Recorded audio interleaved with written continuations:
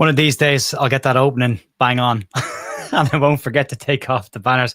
How are we all doing? How's everyone? Have we gotten over last night just yet? Or are we still struggling to wrap our heads around? I wanted to come on today and do a little bit of a live stream, just a chit chat, because the instant match reaction isn't a chat along. It's more of a venting session for a couple of minutes. And I got a bit of stick off a couple of people that didn't read out messages last night. So I thought, you know what? Let's have a chit chat this afternoon or this evening. If you're driving home from work, keep you company. And if you're sitting at home and you're trying to get over last night, we'll have a little look at what we can expect in the last couple of days of the transfer window and see what we're at in reality, what we'll get. We'll have more of a conversation. So if you're not into the chit-chat stuff, back in the morning for Leeds News and the proper podcast tomorrow night. If you do fancy a bit of a chat, we are going to get stuck into some comments as well. So I'll take my time going through the comments. So if you're there, you can we can have a little bit of a chat about it. So we'll start off. But we are going to have a little look at what's needed. Let me know what you think we need in the remaining couple of days of the transfer. I'm smiling because I know the answers. Don't say a new manager. It's a bit reactive right now. I get it, but it's a bit reactive. But we'll probably end up talking about that at some point as well. But we'll see how we go, and then realistically, what we think is available. And we'll talk about a couple of the links over the course of the last couple of months as well, and see where we're at, and look at what's going on, because Sam Greenwood has completed his exit from Leeds United. He goes for, again, rumoured €4 million, so about 3.4 million pounds, which is a very strong PSR profit for Leeds from that perspective. So good for him. Goes and Sam gets to go and play some football, which I'm delighted to see. And we get a decent amount of money in and good from a PSR perspective. But we'll start off with the chat now. A little see you there. Peter's in the chat. Quality signing is what is needed. Oh, a new head coach. To be fair, that was there before he said it, Peter. So we'll let that one fly. I'm wrong in thinking no other club were chasing the players that we've brought in. So no, not necessarily the case. Newcastle were after BL. There's been clubs after the players we've been in. It's just, I think at this point it's easy for us to look at that. What I'll say about the players is, by the way, because everyone's having a smash at the new players. New players take time. Arsene Wenger historically said that if you bring in a lot of new players, it's probably not a good idea because they need time to bed in and it takes time to do that. What I'd also say is brand new set of players, exactly the same football strategy. And we saw last night's type of game before last season and the year before that as well. So that's what I would say on the new players. Scooby, how are you doing? Afternoon. I was so bored and fed up watching that cup game. I ended up missing bits playing on my phone. Yeah, we ended up having a chat and big up about bands and music at one point because it got so dull. Afternoon. How are we all doing? Andy, the last game really showed how much Leeds miss leadership. It was set in the square ball. It's a really good point as well. I agree with that. Absolutely. Please sign Hamer before it's too late. Mixed reaction on Hamer. Let me know if you would like Hamer or don't want Hamer. There's kind of a split vibe on that one. Some people saying, yeah, bring him in. I think he's probably adds more than we've got right now. Same with Buendia. But are they the ones that you think we get? Are they the ones that you want us to get? That's kind of what this stream is all about. Jacob, good afternoon, mate. I thought we were only a couple of signings away after the last couple of games. Feels more like 5 signings away. Yeah, I did go there last night myself, but again, I think the football's an awful lot to do with it. I really do. Gary Hyger, wholesale upgrade in the squad. Again, completely agree with that. I did look at a lot of the players we've got last night and thinking, is it 2 additions we need, or do we actually really quickly need to upgrade a couple of players and maybe move a few on? Have to see. No faith in the recruitment team. Hope I'm wrong. Again, just give it time, I think, with the new players to bed in. Danny, hope you're well, mate. Great to see you. Peter, before last night, I thought 2 or 3 signings. Now I feel maybe 2, 4. Yeah. It was a weird night. There's a lot of players in that side that haven't played together. Not that I'm making excuses, because Daniel Farke's attempt at an excuse last night really did fall flat, like saying we didn't play against the U team. We kind of did play against the U team. But yeah, I think give them time to bed in.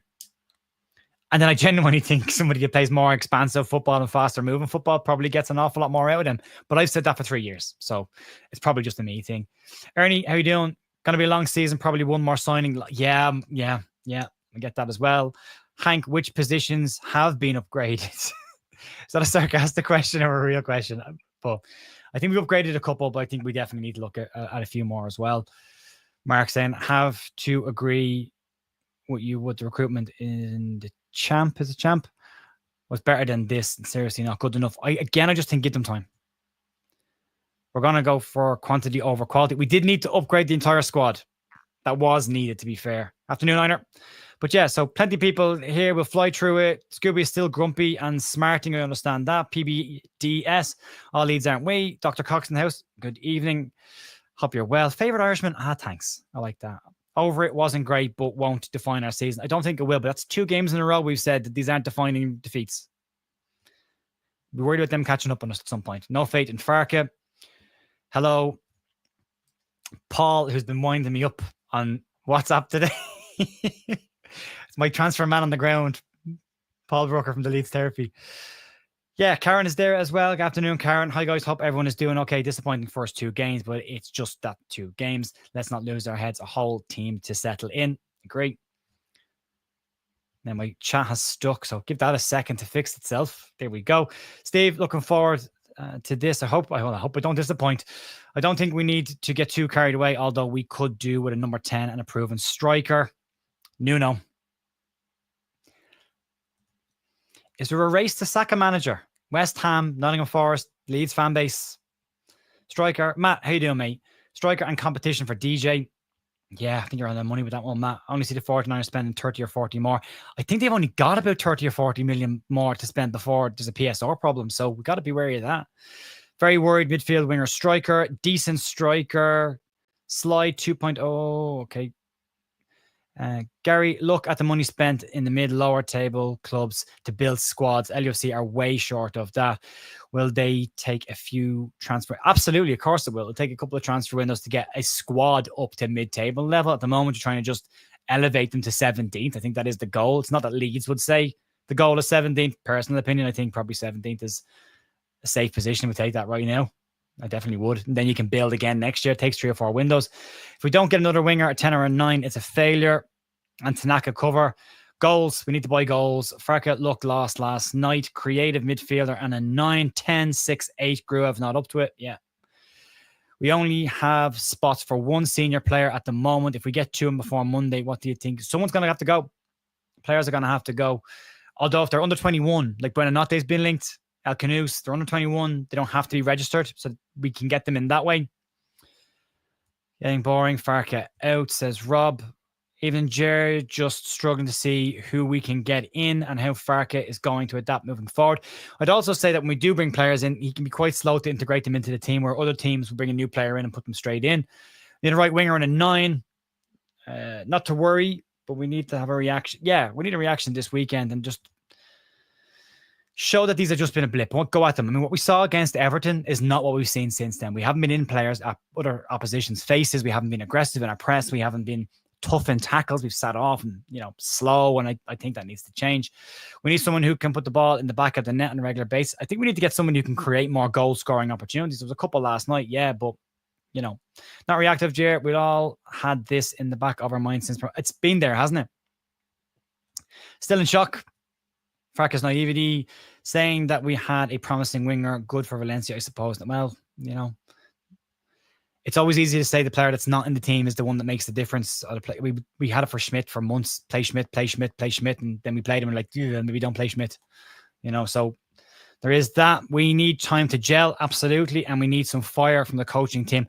Yeah, I want to see a fire in Leeds' belly. I want to see Leeds getting into teams' faces. I want to see Leeds making it uncomfortable for opposition teams. You're not going to outplay the best teams in the Premier League. You're probably not going to outscore them either, but you can make it a little bit uncomfortable for them. I think you don't go to games assuming you're going to lose. My favorite word, Hank, tempo. It's not there. It needs to be there. Striker or Bamford? Stop, Matt. Pat Bamford hasn't just become a great striker again overnight. Let's not be rethink the past or retcon the past. Don't think Farke. Yeah, we are crap, but the toxic comments from so-called fans is a joke. Go and support. Yeah, well, you've got to be realistic. I think people are allowed to vent their frustration, but I think you've got to be realistic at this stage of the season. Don't be too reactive too quickly. After watching Aronson in the Prem last time under Marsh and his poor tactic, I was willing to excuse him, but now I'm not convinced any striker any better than him, crying out for a 10.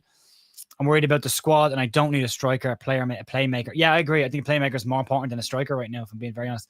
I'm not going to catch up in the comments. It's huge. We'll try and get through. But I do want to have a little chat. And again, we'll try and keep it as balanced as we can, I suppose. So the first thing is what Leeds have been linked with. And over the last couple of days, it's gone really, really quiet on what Leeds have looked at. And I think the obvious gaps are there. We knew the fullback position was a problem. That was going to be an issue for us. They've got that fill with James Justin. Jeff Stelling, not impressed with James Justin as a signing. Square ball also, I think, not impressed with that as a signing. But I think from a cover position, I was okay with that coming in. Jayden Bogle showed last night what he can do when he's allowed to go at people. I think Gabby Goodmunson, once he gets time under his belt and settles in, I think you'll start seeing the same from him as well. But the concern would be what Mike is saying here. Newcastle with 10 men.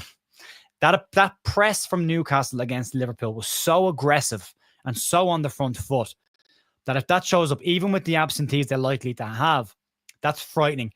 And again, the speed at which Leeds move the ball is so slow at times that they'll get smothered. And again, we saw that with the second goal that Saka got. Ilya Groove wins the ball back really well, and Declan Rice is about 7-8 yards behind him.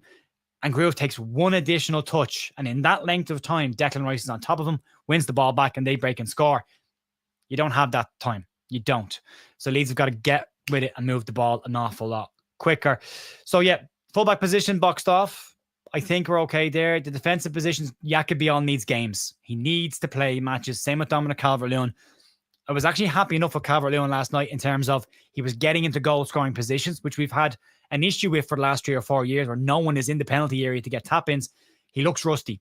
He hasn't had a full preseason. He hasn't got any competitive games, and I think that will come. But yeah, probably an area to look at is the creative aspects of that. Midfield, you're probably a midfielder light now at this point with... Actually, do you know what I'll do? Because you're all chatting away. I'll stick the comments on screen while I'm talking, and I'll get to a few as we go through it. You're missing out to knocking out probably till after the international break, and we'll see how that knee is. And MCL is a dodgy enough injury. Same with Ethan Ampadu. There's a risk around Ethan Ampadu's knees at this point. Last season, 2 knee injuries. This season, another knee injury. That's possibly something that needs to be looked at and taken care of. The fact that both players did their MCL and were allowed to continue playing is a problem as well. That needs to be looked at properly. Our medical team tend to do a very good job of managing players' minutes, but there needs to be a decision made by the on-field medical team that, you know what, it's probably not worth the risk. Take him out, and he might miss next week, but then he's back rather than play an extra 10 minutes and miss 3 or 4 games. So the international break might help us there as well. They might only miss 2 or 3 games rather than 5 or 6 games, and that might actually help us in that situation. But the other thing is interesting is we're talking about when we talk about positions and what Leeds need in the transfer market is what system are Leeds going to play? So far this season and pre-season, we've gone with that 4-3-3. With Tanaka and Ampadu out, that possibly means that 4-3-3 system goes out the window now, and Leeds might revert back to Daniel Farke's preferred system of 4-2-3-1. And what that means is you could get a midfield then of Anton Stack and Sean Longstaff and a 2, and then you might need to bring in a 10 then. And then there's maybe a position for whether it's a Buendia or Hamer or better than that, Cristanto Suche, just saying, Cristanto Suche. That kind of player. Maybe there's an argument for it then. But the gaping one, and it has been said in the comments by people, is the right-hand side of the pitch. Right now, on the left, Leeds have Willie Gnonto, who I personally thought was very good on the right last night, but then was then shifted back to the left. But Willie Gnonto and Noah Okafor, both of them do the same thing. And it's probably what Daniel Farke wants them to do as well. They go down the line and they check inside onto their right foot. So no one goes to the end line. They cut inside. Jack Harrison was trying to go to the end line last night, but most don't. They cut inside. On the right-hand side, you don't have that. So you don't have natural balance. Dan James is also a right footer. So those 3 wingers are right footers. So Dan James goes down there. He likes to come in his left foot and shoot from time to time, but it's definitely not deadly accurate. He gets a couple every season, but it's not the same as coming into your strong foot. So you're looking for him to get around the outside. What Leeds need is someone that can come in onto that left foot. So a left-footed winger that can play on the right and come inside. And maybe that's what Farke is looking for. I don't know if it's Buendia because he tends to operate on the left-hand side and come in. But yeah, it's we need to have a look at that. That's an area for me that needs strengthening. And then if they do decide to play with a 4-2-3-1, then absolutely 100% a number 10 is needed. Somebody with quality can create stuff. And the big glaring hole in this side is not a position, but it's a style of player. We need a set piece taker. We need someone who can deliver a very good corner, someone who's a threat from a free kick, someone who can deliver a ball into the box, not 6'5" Anton Stack taking corners. He needs to be in the box. No point in buying all these big players if they're going to go outside and take a corner. It needs to be in the penalty area. So Leeds really need to look at that as well. I think they've done the right thing bringing in physical players, but if they haven't got someone who can deliver a good ball into the box, then unfortunately, that's going to be an issue for Leeds. So that's where my head is at. I think we need a 10. I think we need a right winger who can come in on his left foot, a set piece taker, and I wouldn't be against another more advanced 8. So maybe a Hamer, maybe that kind of a player who can run a team. And doesn't have to be a starting player, can come in off the bench as well. We'll get to a couple of the comments now, and apologies if I've skipped your comments, but Chris is highlighting the issue we had last season. Again, struggling to break teams down. And that's the thing with me.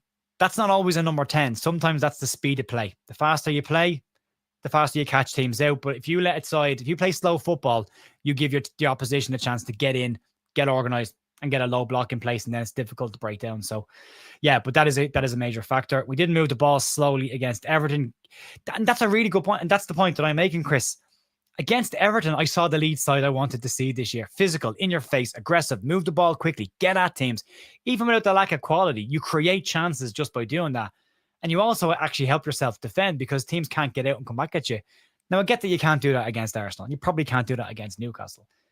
But you can have a different game plan. Playing Joe Pirou against Arsenal, bad idea. Should have been Mecha. Whatever about Mecha, he holds the ball up quite well. So, yeah, that's a really good point, Chris, as well. Agree. Once beyond DCL are sharp. I agree. Yeah, I think so. I'd hope so. I think it's just games. And it can be difficult for a striker coming into a new club. You got to learn the style of play. You got to understand who plays what type of balls into the area to get to know what kind of runs you should make. And a lot of these players are coming in from foreign countries as well. So there's the language, there's the environment, there's the area, there's the teammates, there's the style of play. There's a lot to learn. And that takes time. We need to probably look at more leadership as well. Yeah, because I wasn't happy with the captain selections last night. DCL was a monster improvement. I still think he will be as well. I do still think that will happen. Grove versus Newcastle, press and gives. Yeah, for me, Ellie Grove's best attribute is winning the ball and passing it 5 yards. That's all he's there to do is break up the play. The issue is against Arsenal, he took an extra touch a couple of times and got caught in possession. And you can't do that. And if you can't adapt to that speed, then you need somebody who can come in and do it. 2 more games for Farke to save himself the boots. Do you think he'll go to one after the international break? I think the performance against Newcastle will go a long way to dictating that. Even if we lose that game, if it's a good performance and a good battle, could be okay. Is Harrison and Aronson good enough? I would say no. I would say both of them need to be upgraded on. No creativity, need a 10 or a cam. I'm a reliable, efficient striker. Just joined, missed the start. You didn't miss much. We're pretty much in the same place. Just talking about what we need, Dan, versus what we're actually going to get. Haven't got to what we're going to get. Yeah, we'll get to that in a second. Is it safe to come out? Yeah. I hope so, Wayne. I hope we're getting over it. The Sheffield Wednesday kids showed us how to contain a better team. Arguable whether we were a better team. On paper, yeah. They're not good enough. 4-2-3-1. That's going to be the likely system. I think Farke will revert to type after a couple of defeats. Change of shape surprised me against Wendy. I thought we'd play 4-3-3. And the reason I thought we'd play 4-3-3 is even the players coming in that were being given minutes, I suppose, still need to learn the 4-3-3 system. So that suggested to me that Farke is considering going back to a 4-2-3-1. I don't think he'll get anything different from it, if I'm being honest. Thoughts on the club are looking at loan players from top clubs in the final days. I'd say it's always there. Yeah, I think they're always awake to that. The Buonanotte one is an interesting situation because the story that's come out basically says that Brighton haven't made him available yet, but that could still happen. And if it does, Leeds will make a move. And he actually won't affect Leeds' 25-man squad if he does come in because he's under 21 years of age, so he can just come in and not have to be registered in 25-man squad. So that gets you an extra body in without losing a spot in that registration. How many of our first choice players do you think we've got first choices? I think Perry, Biol, Goodmanson were all first choice. Stack, probably definitely first choice. I think they'll all come good. I genuinely do. Borneo probably just was a free option and cover. Fine. And I was wrong last night about Borneo. I watched the game back because I'm a sadist and I wanted to upset myself. I was wrong last night in Borneo. A bit shaky. But again, he hasn't played a lot of games this summer either. So again, needs time, needs more games. I think Okafor was probably second choice after Peugeot, maybe third choice if they couldn't get Bakwe, who is just going to be ridiculously priced at this stage. And I still don't think they got their first choice striker yet. Whoever that was, Kirstovic, Demirovic, Rodrigo Muniz, who isn't going to go anywhere now. So yeah, we should play 5-2-3 against Newcastle. Yeah, I would stick with that. We need to be ruthless. Again, agree. Pirro needs to go, as does Aronson, Harrison, and Gruev. Is it because we can't sell? No, there's been, I'd say you could sell all of them. I mean, we've sold Isaac Schmidt, we've sold Sam Greenwood for 3.5 million. So I think you can, but it's whether they want it or not. And whether they can get the replacement they want in time. That's another thing given out about players coming in who had injuries, and then don't mention Ampadu's injury history. I'd like to give players a chance. I think you're fair there. Rajiv, Jarrett, mate, thanks for being the voice of reason. Well, not last night, I wasn't. Too much hyperball since last night. Not suggesting that things are hunky-dory, but that, yeah, I don't think there is a bit of balance, but I do have concerns that we're seeing a similar style of football with different players. I think we missed Rothwell, type of midfielder. That type, not necessarily Jack Rothwell, but Joe Rothwell, but that type of player. Yeah, I would agree. I'd suggest Bissouma on loan as extra cover for Amskruev, not up to it at this level. Bogle and James have no relationship. It's like you and the girlfriend trying to make it work, but ultimately, it never. Are you in my relationship? Have you been watching what's going on in my house? I actually think James and Bogle get on fine last year specifically, but I did really like when Gnonto was there with Bogle. That pass for Gnonto for Bogle's goal was excellent. The vision of that and the understanding was incredible. So I'd like to see more of that as well. Gnonto and Bogle played well together. Interesting as well about Willie Gnonto. I think Willie Gnonto's got an awful lot to offer. And at times I feel he runs down the channel on the left-hand side and turns around and comes back with the ball instead of going at people and taking them on. Maybe that's just because he's on his weak side. But if you look at him on the right-hand side, that's exactly what he did. He ran at people. He went to try and get to the byline and put crosses in. And maybe if you're going to play Dominic Calvert-Lewin up there or a Mecha, then maybe you don't need an inverted winger coming in to support the striker. Maybe you need them getting to the byline and whipping crosses in. And maybe that's a change that will need to happen. But a good show. When Willie and Jayden Bogle came on, we had a chance. The pair of them got stuck in, and then Jayden scored a goal. Yeah, and then James comes on, and Willie gets shoved across to the far side of the park, which annoyed me. I think we need to stop passing back to the goalkeeper because I don't think Perry, his footwork is not his strong suit. And again, I think we'll see the best out of Perry going forward. Leeds only started attacking after being 1-0 down. Shocking. Yeah. That by definition is an inside forward, not a winger, Jer. Yep. Like Alice Snoddy. Yeah, it is an inside forward. It's an inverted winger. Yeah, absolutely. Or a wide 10. Aronson won't cut in, but the problem is Bogle won't pass to him. But that does seem to be something all right, yeah. Dan James, and Bogle have a relationship. They played nearly all last season. What's the more creative pairing? And especially in the 4-3-3, I like Dan James in the 4-2-3-1. He hugs the touchline. He gets wide. That's the Matt's best. Then when he does come in, Bogle overlaps. That works. In the 4-3-3, he's more narrow. He's a bit higher up, and he doesn't get that space to run into for me. Your favorite word was missing last night, tempo. I'm sick of saying it. I think people are sick of listening to me saying it. Up the level when we came on, Bogle and Nant don't need to be on the right-hand side, in my opinion. I think there's a lot of us starting to think that as well. Hamer, the set piece taker, simples. Is Gus Hamer Premier League level? Does he upgrade us? That's not a loaded question. It's a genuine question. I'd love your opinion on. I think he is better than what we've got in there. Whether it's what we need is a different question. But is he better than what we've got in there? I think probably so. 4 players, I wouldn't argue with that. Free kicks, the discussion between 3 and 4. Yeah, this business again is back. The hand over the mouth and then smash it into the wall. Joy. We haven't had a proper number 10 since the legendary Pablo, and there's not many Pablos around. Aronson is not a right winger. Maybe I was wrong about him. I did want to see more of Aronson on the right wing, but maybe I was wrong. How long have we said we need a 10? Yeah.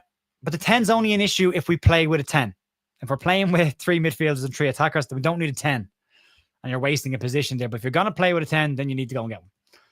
Hamer seems too obvious. It does a bit, doesn't he? Agree. Harrison crosses. Oh, they were just so overhit. But that's been a problem with Jack for 5 years now? I'm hoping Newcastle get double figures. That would really expose the clear shit show on the 49ers. I don't think it's been a shit show under the 49ers. I think it's a bit too aggressive, too exaggerated, mate. But remains to be seen how good this window is just yet. But time.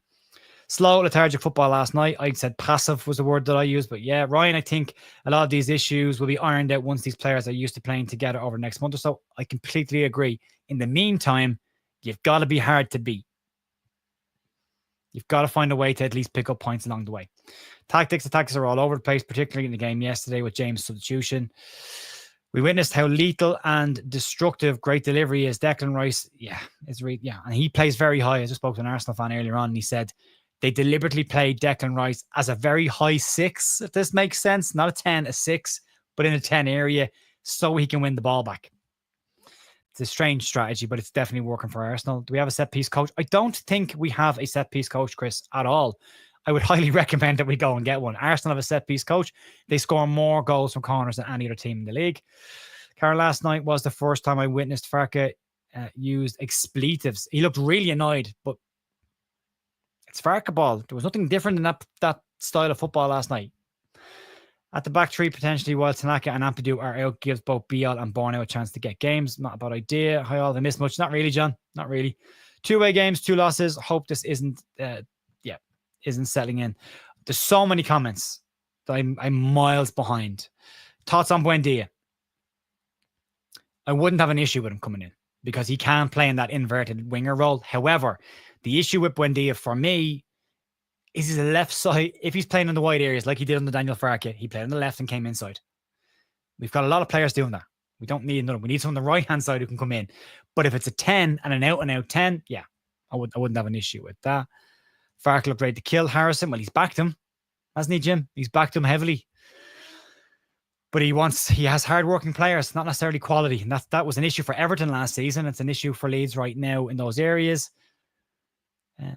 Dan's comparison against Arsenal, Derby and Declan Rice is true. It is. I think it is. So that's look, we've all talked an awful lot about this. This is what we would like to see Leeds bring in, give him a chance at right back. But I think we need to have a talk about what we can do. So right now, Leeds have spent, if I'm looking at transfer market here, Leeds have spent 113 million euro. That's about 104-ish million pounds. Thereabouts, probably a little bit more. Leeds probably can spend between 100 and 150 million within PSR. Leeds have brought in 6 million for Rasmus Christensen. Isaac Schmidt's deal has yet to go through. They brought in 3 million for Sam Greenwood. That's 6 million they brought in there. I need to see who we've actually sold. That's our ins. I need to see our outs. Who's gone out? Joe Kelleher's gone out on loan. Charlie Crew's gone out on loan. Sam Greenwood's gone on permanent. Rasmus Christensen brought in 6. And that's it. So Leeds net spend is probably just below 100 million, which means they might have a little bit more wiggle room there as well. Wages have to be taken into consideration as well. So yeah, I would be disappointed if we finished the window with Buonanotte and Solomon. That would annoy me. That would drag this window down to like a 5 for me. I think they've recruited well in certain positions. It will take time. We need a Bakwa and a striker. The only problem is Bakwa's going to cost you the bulk of whatever you've got left. Now, Leeds, if Leeds were genuinely serious about making a move for Rodrigo Muniz, that's going to cost upwards of 35 to 50 million pounds. So is that money there for that? And if they can't get him, can it be repurposed into a 10? Sasha is saying largely loan with option.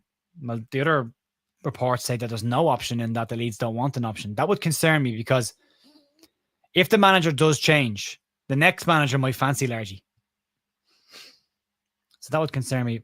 Sasha's not been 100% accurate this summer. He gets an awful lot of credit for being deadly accurate. This summer he hasn't been. I mean, he linked us to Beto. That was a deal that was happening. He linked Joseph to Real Betis happening and didn't happen. Went to Mallorca instead. So yeah, we'll have to see.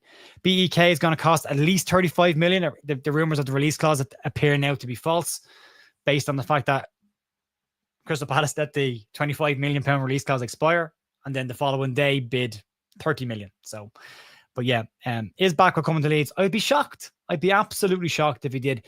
Well, I'm open to be shocked. I'm open for a very pleasant, strong surprise between now and the end of the window. I know we all want a Rafinha. They're not out there. I know we all want an Igor Pajau. For that price, they're not out there. Mitrovic is an interesting one as a striker, but who's going to create those chances for him? He's a free agent. I believe that's gone through. They bought him out or they're buying him out, which means that it's just about wages and he gets all of his contract money. So he might not want huge money because he'll have generational wealth at this point, I suppose. So that would be interesting. It would be a good signing, but you still need someone who's going to be the creative force. Now, don't unsubscribe and stop watching when I say this.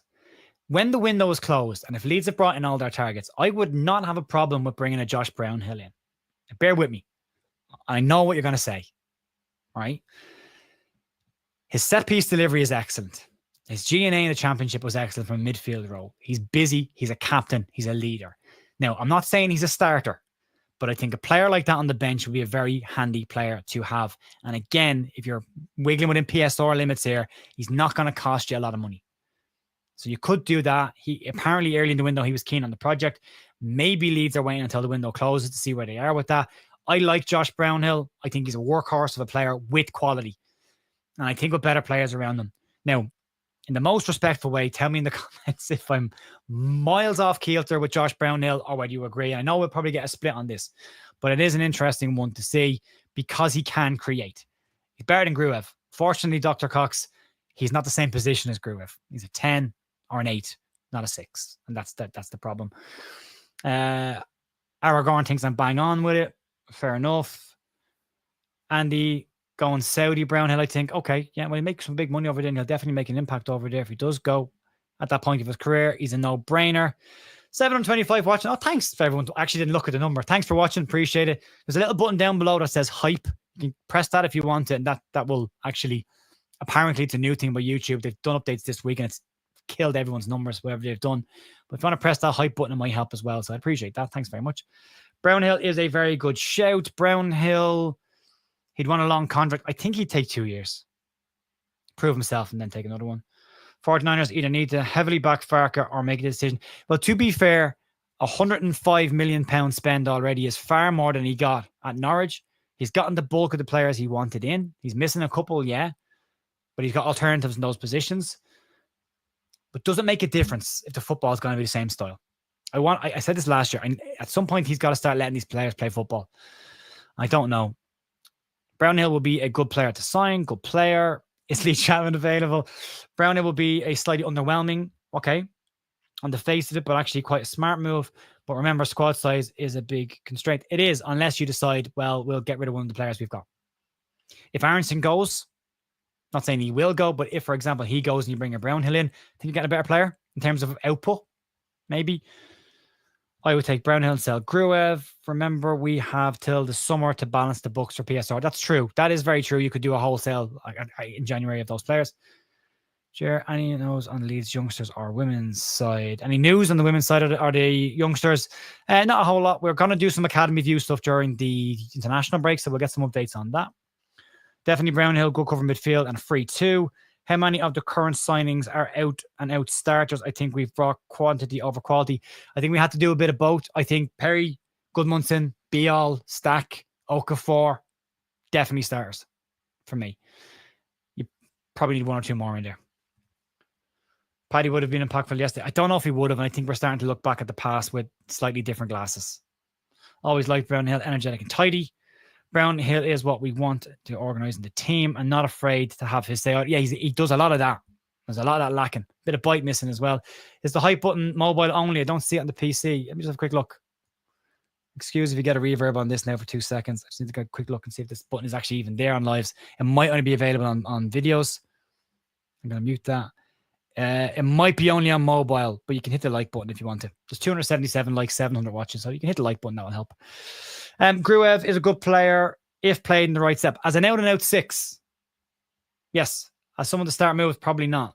I'm worried new signings are even any good. Again, just give it time. Give it time.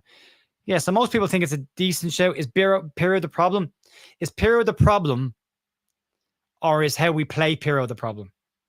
Like, do we give him the best opportunities to score goals in the areas that he's at his absolute best? Do we want to see Joe Pirro in the center circle? Or do we want to see Joe Pirro in the 6-yard box? So there's context to that as well. Everyone needs to calm down. It's August. Perry and DCL clearly rusty. Captain injured. Out is and the Dynamo is injured. 108 points to play for. Only September 1st. You just don't want to get cut adrift, and get that negativity into the players' heads. You want to try and get out of the box as quick as you can. However, in saying all of that, if Leeds were to pick up a point against Newcastle, likely or otherwise, if they were to pick up a point against Newcastle, then I think 4 points from the open 3 games change the narrative quite quickly on that. And you go into an international break where you can get a chance. Well, you're not going to get a chance to work on it because they're all going to be gone, but you're not doing a championship thing where you're coming back for a Friday night kickoff. So you might get a bit more time and at least get more used to the squad. And we'll have to wait and see. So yeah, where my head's at with this and what's needed, the new players need time. Specifically the ones that haven't had any game time during preseason. That needs to happen. Anyone who thinks you can just come in after not kicking a ball all summer and start being your absolute best needs to regulate their thinking a little bit. They need time to settle in. They've got to get to know the place. Some of them have got to learn the language properly. They might have broken English, but they've got to get used to communications. They've got to get to know each other and build relationships. And that can take time. Whether we have the time or not, I don't know. Harvey Barnes' record is great. Yeah, he's probably going to score because he always does. Then you look at what's needed, the 10, the right winger, the set piece taker. But the big part of this, and Paul Brooker said this last night to me, and it stuck with me, and he's on the money with this. Players play to a plan. And it doesn't matter what players you have if the plan isn't the right plan. And at the moment, the Leeds style of football is still too slow for me to be impactful. So the plan needs to change slightly. Now, I have a funny feeling the plan is going to get altered back to the 4-2-3-1. I hope I'm wrong, because I do like the 4-3-3, and I think it does give us better options. But why are we not getting a striker? I don't know why we're not getting a striker. We've got two strikers who both right now are fit, regardless of injury concerns. Right now, both are fit. Calvert-Lewin's getting up to speed. We'll see what happens. So yeah, what I think we want, I want a 10. I want a right winger who can take a set piece, and maybe a striker. That's 3. There is an argument to maybe upgrading one of the positions to a 4. And maybe in the last couple of days of the window, we'll see some exits that are not expected. And some upgrading of the positions there to suit the Premier League, or at least to suit the style that we need to play in the Premier League. And that's probably where my head is at with this. But yeah, that's pretty much what I think. What I think we'll get. I think we'll get 1. Definitely. And maybe 2.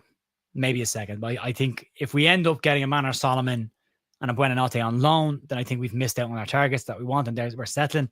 They logically don't make sense to me, and the 49ers for me tend to be a fairly logical ownership and recruitment team. They seem to make signings that, yeah, they make sense. You can kind of nearly predict what they're going to do to a degree.